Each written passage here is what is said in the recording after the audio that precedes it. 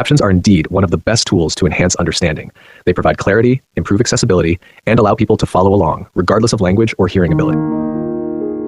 Join me as I take on the challenge of creating a summer landscape masterpiece using just my fingers, no brushes allowed.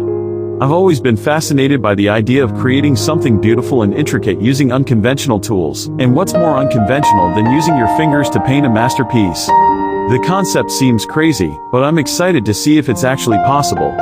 Can I really create a stunning summer landscape using only my fingers? One of the biggest challenges I'm facing is the lack of precision. Fingers are big and clumsy compared to brushes, which can be precise and delicate. How am I going to create the intricate details and textures that make a landscape painting come alive? And what about the colors? Will I be able to blend them smoothly and achieve the subtle gradations that make a painting look realistic? Finger painting is often associated with kids' art projects, and it's hard to shake off the feeling that I'm somehow cheating by using my fingers instead of traditional tools.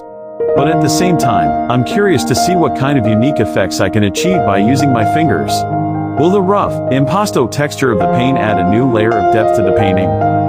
The other challenge I'm facing is the sheer physicality of finger painting. I'll have to use my fingers to apply the paint, blend the colors, and create the textures, and that's going to take a lot of physical effort and coordination.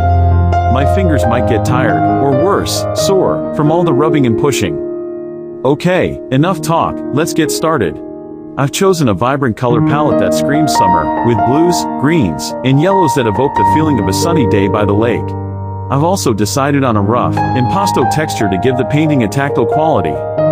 First, I'm going to create the sky, a big, sweeping blue that will set the tone for the rest of the painting. I'll use my fingers to apply the paint in big, sweeping gestures, trying to capture the soft, feathery texture of clouds. As I work, I'm going to focus on building up the colors in layers, letting each layer dry before adding the next.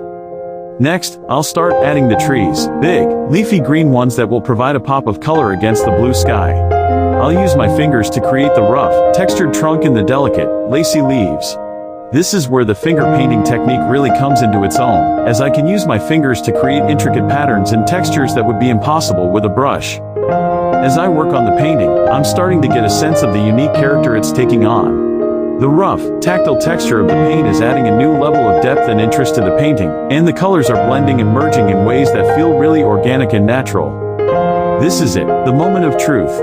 I'm going to take a step back and look at the painting as a whole, to see if it's come together the way I envisioned it. Wow! It's really starting to take shape. The colors are vibrant and fresh, and the texture of the paint is adding a new level of interest to the painting. As I look back on the journey of creating this masterpiece, I'm struck by how much I learned from the experience. Using my fingers to paint was a real challenge, but it also forced me to think creatively and try new things. And the outcome is a truly unique and beautiful painting that I couldn't have achieved with traditional tools, featuring stunning mountains and a serene water stream, all in just 1 hour. This scene has always been a favorite of mine, and I think it's because it combines the majesty of nature with the tranquility of a peaceful environment, making it the perfect setting to get lost in. The way the sunlight filters through the trees, casting a warm glow over the entire scene, is just breathtaking, and I'm excited to try and capture that essence on canvas. Painting a summer landscape like this can be a daunting task, especially when it comes to capturing the subtle play of light and color in the natural world. One of the biggest challenges artists face is blending colors in a way that looks realistic and nuanced, rather than flat and artificial.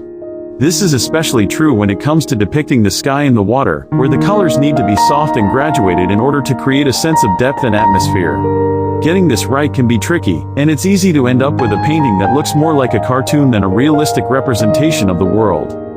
Another challenge artists face is composition, which is the way the different elements of the painting are arranged to create a sense of balance and harmony.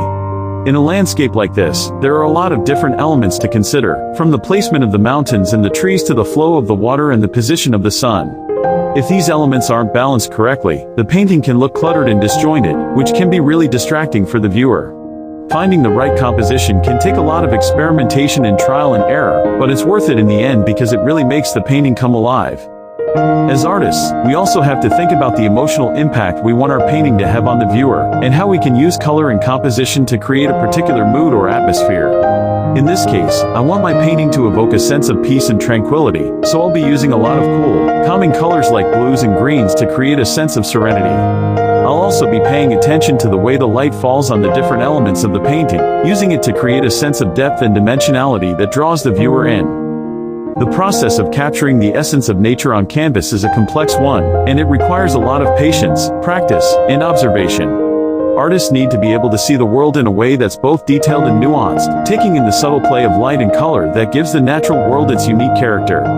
This can be a really challenging thing to do, especially when we're faced with a scene as complex and beautiful as this one. But with the right techniques and a lot of practice, it's possible to create a painting that really captures the beauty and essence of the natural world.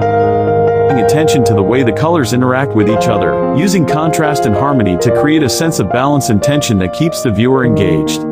As I work, I'll be thinking about the emotional impact I want the painting to have, using color and composition to evoke a sense of joy and wonder that celebratory summer landscapes.